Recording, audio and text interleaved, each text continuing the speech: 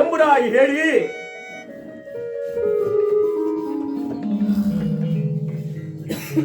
ಈ ಪ್ರಪಂಚದಲ್ಲಿ ಯಾರಿಗೆ ಮೋಸ ಮಾಡಲು ಭಾಮೈಗೆ ಮೋಸ ಮಾಡಬಾರ್ದು ಅಂತ ಅದು ಗಾದಿನೇ ಇದೆ ಅಂತೆ.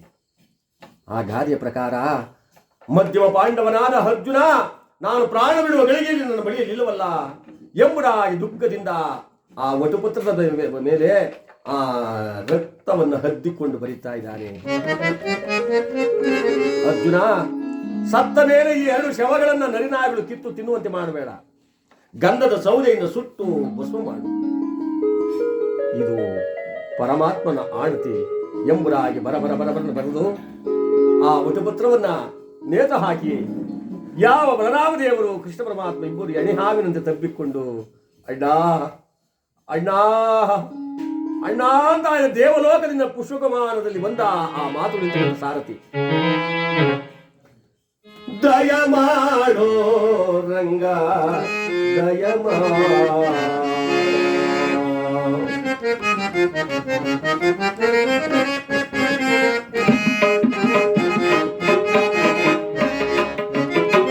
ದಯ ಮಾಡೋ ನಿನ್ನ ದಾಸನು ನಾಯನೋ ದಯ ಮಾಡೋ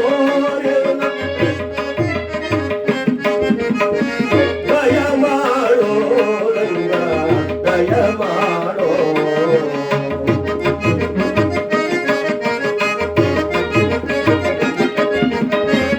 ಈಗ ಪರಗತಿ ನೀನೆ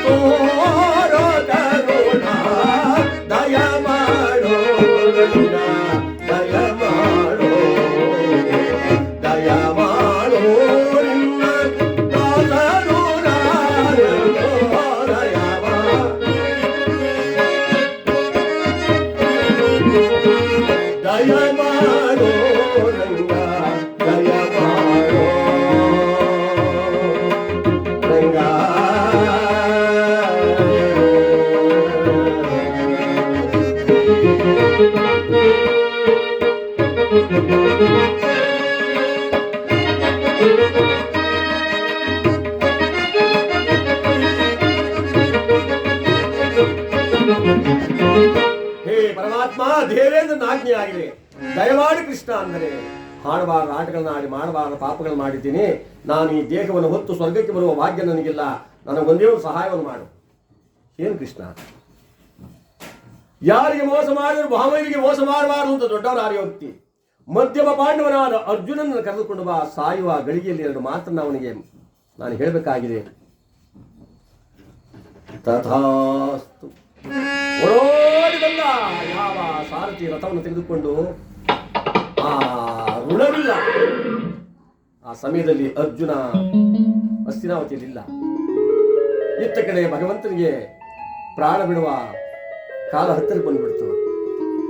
ಬರಲಿಲ್ಲವಲ್ಲ ಅಂತ ಹೇಳಿ ಮಿಲಿಮಿಲನೆ ಒದ್ದಾಡಿ ಒದ್ದಾಡಿ ಒದ್ದಾಡಿ ಕೃಷ್ಣ ಬಲರಾಮರಿಬ್ಬರು ಕೂಡ ಒಂದೇ ಸಾರಿ ಈರರು ಕೂಡ ಥಟ್ಟನೆ ಪ್ರಾಣ ಬಿಟ್ಬಿಟ್ರು. ಲಕ್ಷ್ಮೀ ರಮಣ ಗೋವಿಂದ, ಆತ್ಮನಾಮ ಪರಬ್ರಹ್ಮ ಗೋವಿಂದ, ಮೃತರ ಆತ್ಮಕ್ಕೆ ಶಾಂತಿಗಲಿ ಗೋವಿಂದ ಗೋ. ಇಲ್ಲಿ ಭಗವಂತನ ಪ್ರಾಣ ಹೋಯಿತು. ಅಲ್ಲಿ ಹಸ್ತಿನಾವತಿಗೆ ಪಾರ್ಥ ಬಂದ. ಅರ್ಜುನ, ನಿನಗಾಗಿ ನಾನು ಕಾಯ್ತಾ ಇದ್ದೀನಿ. ಭಗವಂತ ಕರೆ ಕಳಿಸಿದ್ದಾನೆ, ಬೇಗ ಬಾ. ಏನು ಪರಮಾತ್ಮ ನನ್ನನ್ನು ಕರೆದಿದೆ. ಕೃಷ್ಣ ಧಡ ಧಡ ಧಾವಿಸಿ ರಥವನೇರು ತಲಿ ಬೇಗನೆ ಬಂದನು ಆಪಾತ.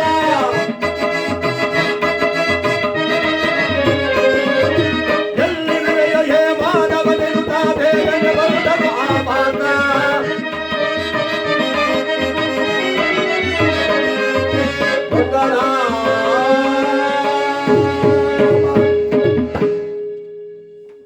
ಬರ್ತಾ ಇದ್ದಾನೆ. ಎಲ್ಲಿದ್ದಾನೆ?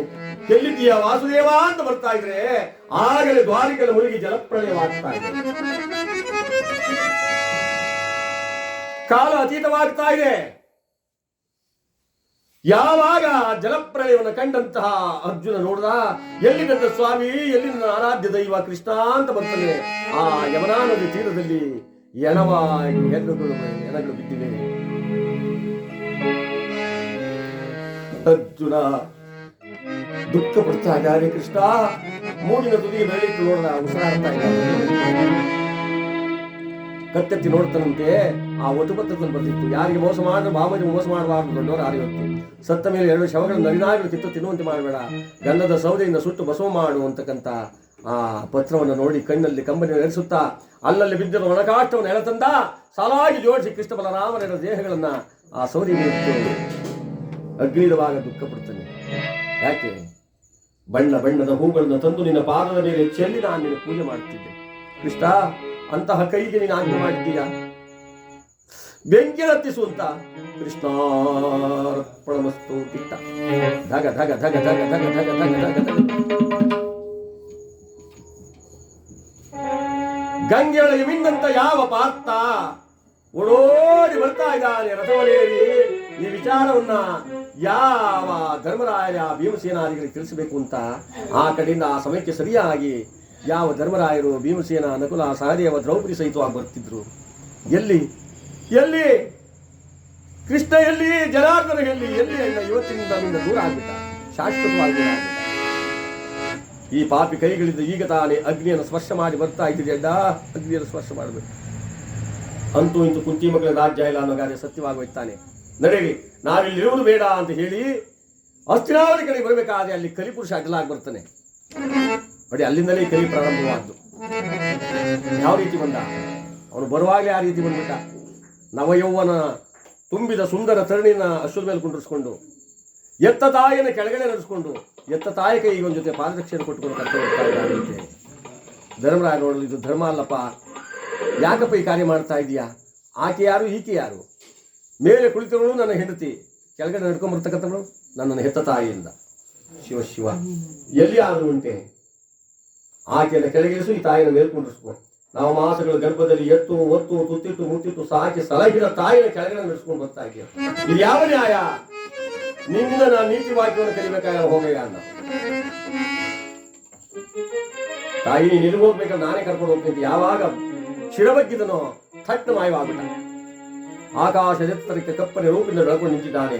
ನ್ಯಾಯ ನೀತಿ ಸತ್ಯ ಧರ್ಮ ಉಳ್ಳಂತ ನಿನ್ನ ದ್ವಾಪರ ಆಗಿ ಮುಳುಗೋಯ್ತು.